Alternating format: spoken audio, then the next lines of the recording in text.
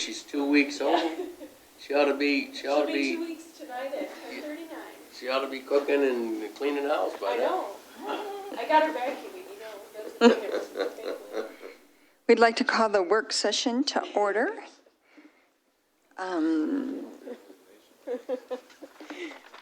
Is Jimmy coming? He's going to be 10 minutes late. Okay. Jimmy will be late, and Clerk Rowe is not going to be here this evening. So the first item on the agenda is a zoning ordinance amendment presentation by Benjamin Carlisle of Carlisle Wortman. Appreciate that. Good evening to the board. I believe I've met everyone, but just for reference, my name is Ben Carlisle, Carlisle Wortman Associates. We are the township planners, and we are assisting the township in doing a first round, I'll call it, of zoning ordinance amendments to your zoning ordinance. We've now been with the township for about a year. And whenever we enter a new community, the first thing we do is we start looking and working with the zoning ordinance. It's not unusual for us to be at about a year in a community where we start what we do called an audit of the zoning ordinance. Basically, go through the ordinance, identify kind of low-hanging fruit and big issues in your zoning ordinance that need to be corrected. These can be everything from reorganization issues to compliance or lack thereof to federal or state or county types of laws and regulations. So we do that for every community, and we did that for Ypsilanti Township.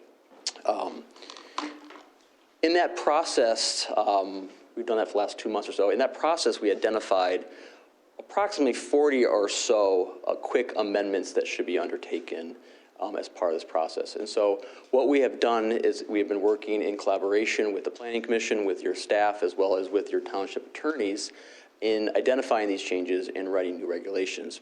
We really did this first round of amendments under 3 kind of guiding principles. The first was better organization. One of the things that we found was most difficult with your ordinance was just the organization wasn't structured very well, wasn't structured very streamlined, and was rather inconsistent. So the first thing we want to do is just reorganize it, and specifically reorganize the issue of your use in your use tables. And my colleague Megan Massiminick will go over that in a little more detail. But reorganization alone is going to be a major improvement and major overcome a major hurdle to your zoning ordinance, both for your residents, for your staff, but also for your development community, because it's hard for them to take that book and learn and use it. And so that, again, impedes some of your economic development goals. The second thing we want to do is go through a quick round and make sure that you're complying with all state and federal law. And so we've done a review of that, working with, again, your township attorneys to identify any deficiencies in that area. So we will note those changes and recommend changes to those 2 issues as well. And third, just in consultation with your staff that's actually worked with the ordinance, in consultation with your attorney, as well in consultation with your planning commission, who are also most familiar with the zoning ordinance, we've identified additional changes that have been recommended as part of this quick round of amendments. I do want to note that there are some bigger issues that need to be tackled, some bigger issues that we've identified, some bigger issues that your planning commission has identified. But we want to make sure that in this first round, we don't get bogged down with some of those bigger issues that might be more of a community conversation, might be a policy change, and might need more direction from the township moving forward. So we really want to make these quick initial changes to undertake a bigger comprehensive rewrite as part of the second phase. So that's kind of the approach that we took with this first round. We've been working hard with your planning commission and with your township attorney to get to this point. We met with the Planning Commission starting in October of this year to meet with them in regards to the draft review tables, draft use tables. On November 14th, we had a working session with the Planning Commission on the proposed text amendments. On the 28th, we had another working session following up with the 14th one on text amendments. And then we held a public hearing on December 12th, at which time the Planning Commission had recommended these changes to the board. We're here tonight to give the board an update as to where we are and kind of set the stage for when this comes in front of you in January. It is our hope that we can have the first reading in January and the second reading in late January, early February, so we can have these passed and effective probably by the end of February so we can start using these. So I'm going to hand it off to my colleague Megan, who's going to go in more detail about specifically what the changes are.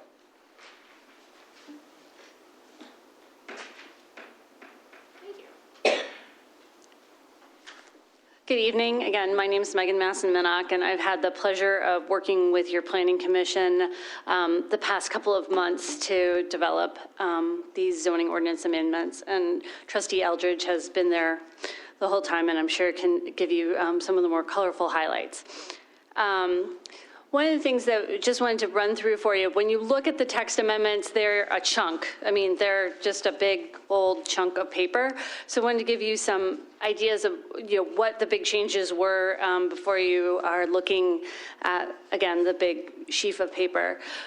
The changes are really about better organization is number one, to eliminate the 3 zoning districts that were never put on your zoning map. So that's B4, auto-oriented business, B5, East Michigan Ave business, and B6, E-course Ford business. That's not to say that these zoning districts would never come back or change, but since right now they're in the zoning ordinance and they're not on the map, they get to be very confusing. I also, I also had the opportunity to do office hours here, and often we would have people at the counter asking if they were zoned B5 or B6, and we had to explain, no, that's not a possibility. So just physically taking those out are going to eliminate confusion. Second thing was to take all your uses are listed in text, and so that creates. But some of the uses are allowed in 2 or 3 districts. So if you actually wanted to have a restaurant and we're looking where to put it, you would need to flip at least 3 to 4 times in the zoning ordinance. With the use tables, which are shown in the next slide, and you got in your packets, then you can just go down to where restaurants are, look across, and see what it is. And also right there it has a reference to any of the other regulations that you would need to abide by. So it's much simpler to read.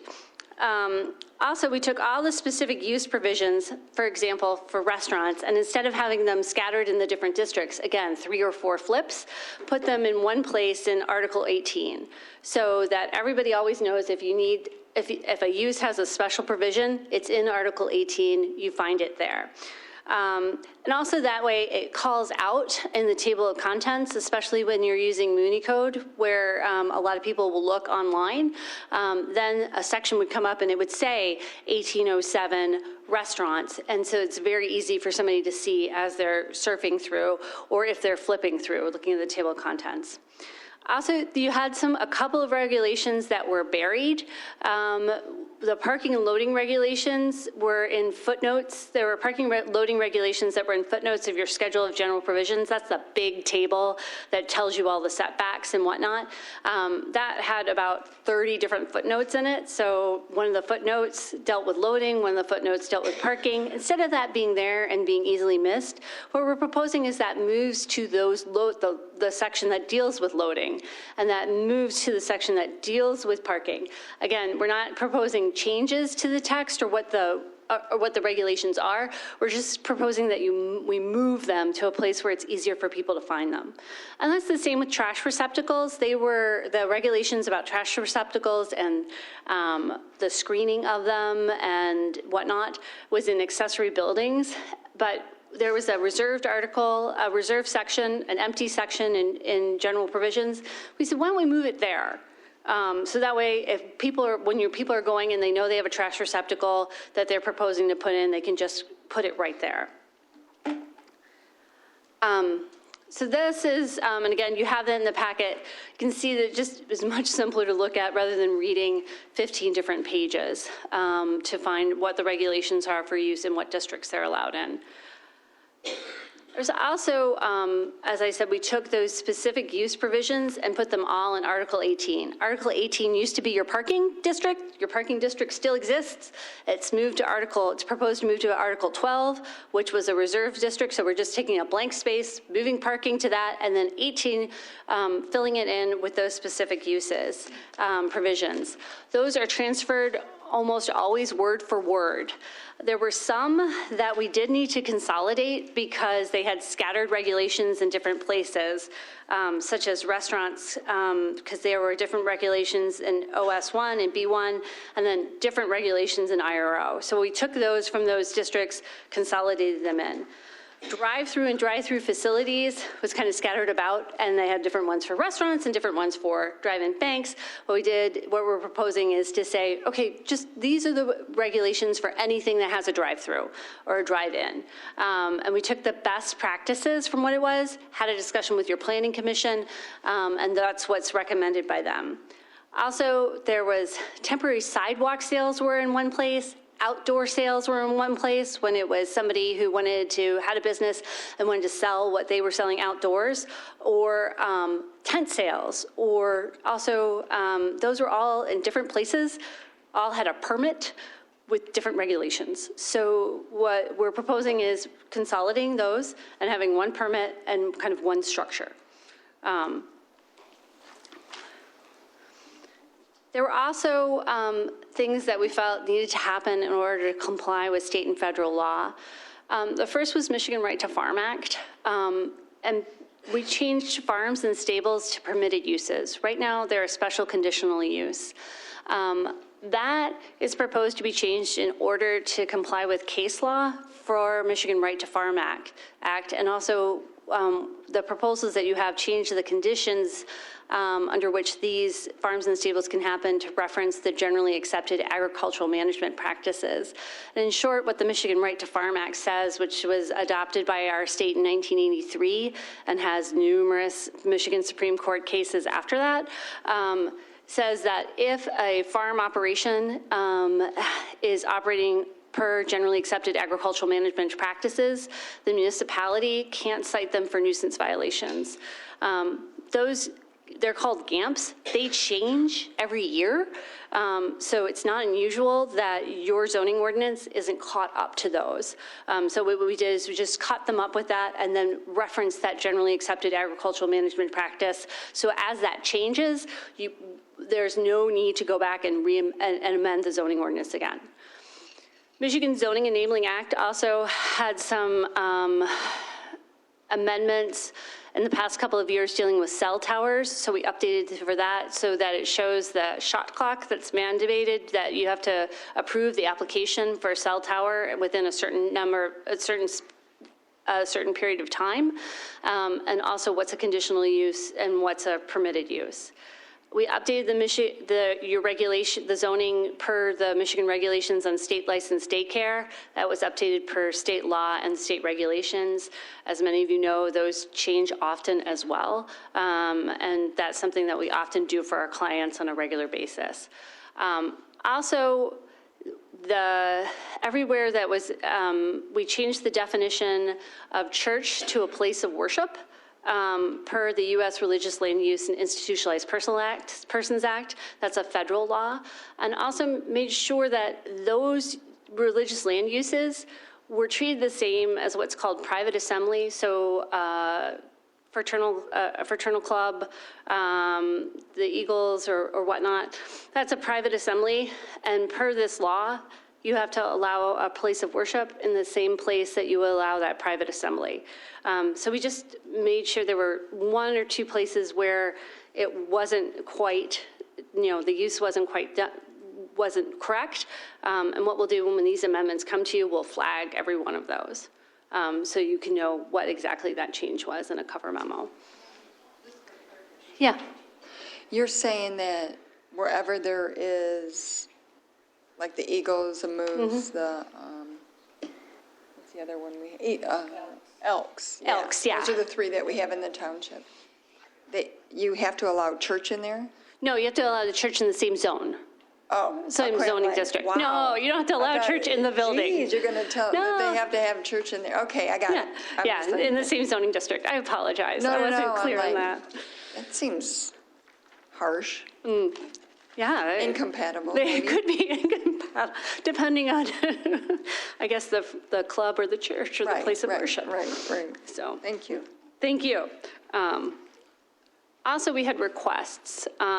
Your attorney asked us to update the minor and major auto repair definition. They have a lot of different cases that come through that hang on whether you can have minor or major auto repair. Just to remind you, you only allow the township only allows major auto repair in industrial districts, and a lot of times some of the other auto repair facilities in your business district start to cross that line. And so this is helpful to them and also to staff. Hotel and motel, the Planning Commission asked for us to do that. There is a definition in there. There's not a definition of an extended stay, and that was something, hotel, and that was something that the Planning Commission talked about.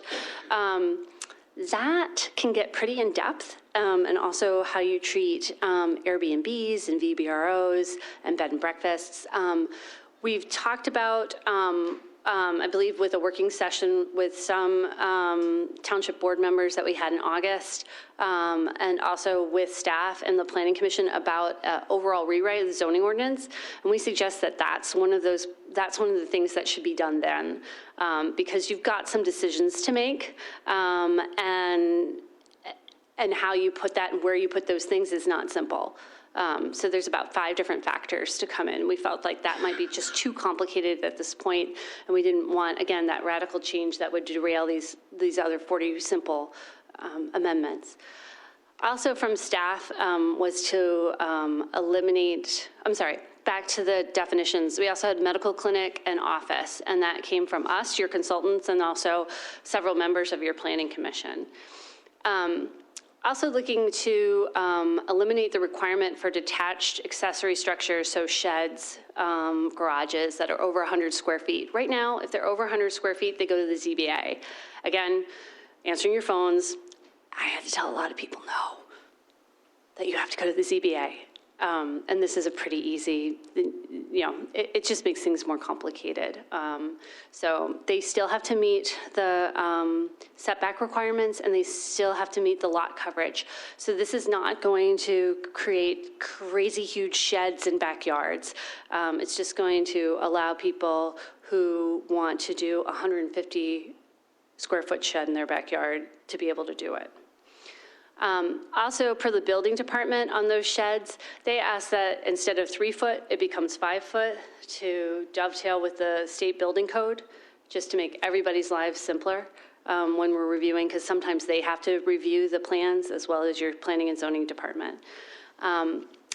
Finally, on site plan review, we were at, per staff, it was asked that the number of copies in the electronic copy be put into the zoning ordinance. Right now, the zoning ordinance asks for more copies than actually your review process needs. And then also to clean things up, the department name being changed to the Office of Community Standards instead of, I believe it's the Office of Community Development, which no longer exists. So, Megan, can I just? Yes. Does anyone have any questions?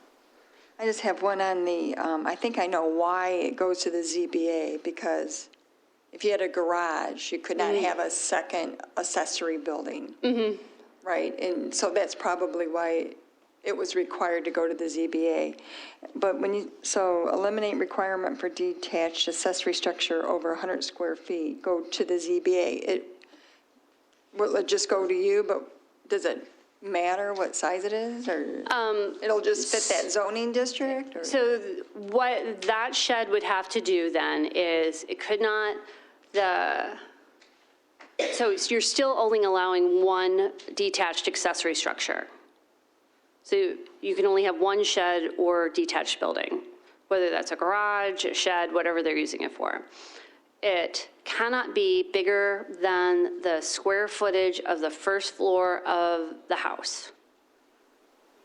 The square footage. So think about the footprint of the house, the first floor of the house. Mm-hmm. That garage has to be less than that. It can never be bigger.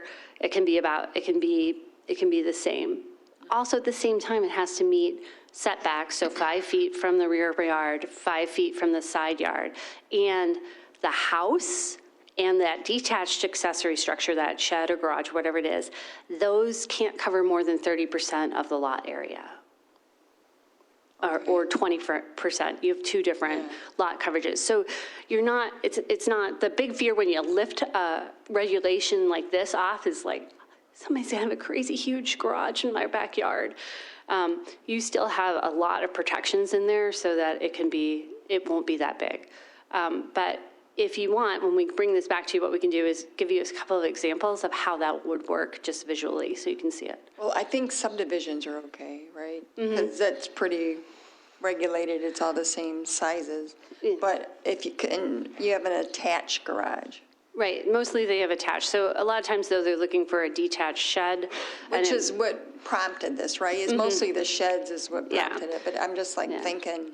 And also, you have a lot of, in the southern part of the township, you have some residential lots Larger. with big, that are larger, that are 5 acres. Yeah. And so we've had people come and say, look, I've got this, and it's perfectly, it might be perfectly appropriate for them to have something that's as big as the square footage of their house, and they could fit it, but it's behind. Also to know that these detached accessory structures always have to be in the rear yard. They're not allowed in the side yard. They're not allowed in the front yard, so they're always going to be behind that house. Madam Chair. Yes. Hi, Megan. Hi, Jimmy. This detached accessory would also be pavilions as well. Like I know we have some churches that have a lot of land and they have been requesting pavilions, and this would also apply to that where they wouldn't have to come to the ZBA if it still met the setback requirements? Or? That would be true. And also, if you choose to do the rewrite, I would say that we need to have different provisions for non-residential uses, like places of worship in residential zones. Because they usually need or want to, they could have, you have some that have 4 different accessory structures that are on lots. So and something that nobody seems to mind or have a problem with or want to, so you want those uses to be vibrant. So why not then make those vibrant? But that, again, was a big change and probably warranted some discussion, so that's why it's not here.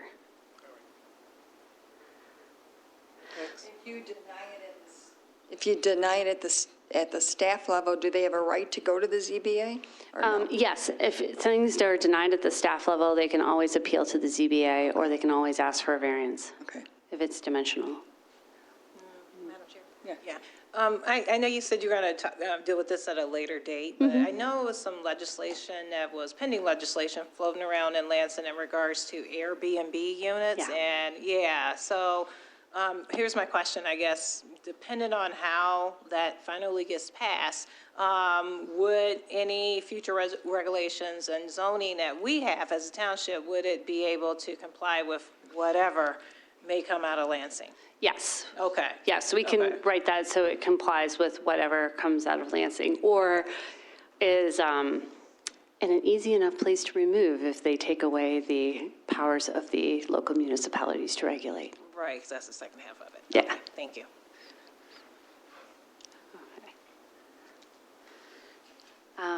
So any other questions on this? Next steps, as Ben said, we were hoping to come before you in January and February for township board readings. And also, again, looking to do, we would recommend to you to do that comprehensive rewrite in 2018, 2019. So, and then I'd be happy to answer any other questions. Any questions?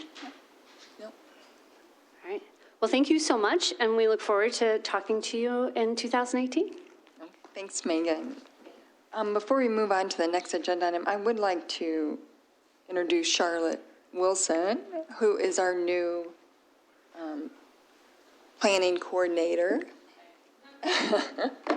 And Charlotte actually worked for Carlisle Wortman and worked in our offices. And why don't you come to the microphone, Charlotte, and just tell a little bit about she's.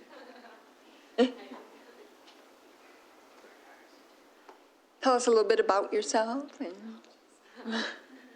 Hi, my name is Charlotte Wilson. I've been in the Ann Arbor, Ypsilanti Township area for the last 7 years or so. I worked for Carlisle Wortman for the last 2 years and realized how much I love Ypsilanti Township. So here I am. You have your U of M I have my master's of urban planning from U of M, and an undergraduate. and my undergraduate is environmental sciences. Yeah.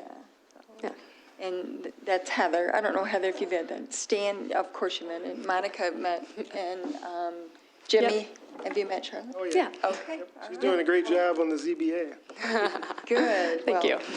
Officially welcome, and thanks for coming by to say hi and get a chance for people to say hello, and look forward to the new year. Looks like we got a lot of work to do, huh? Yeah, no kidding. Happy New Year, everyone. Thanks, Carter.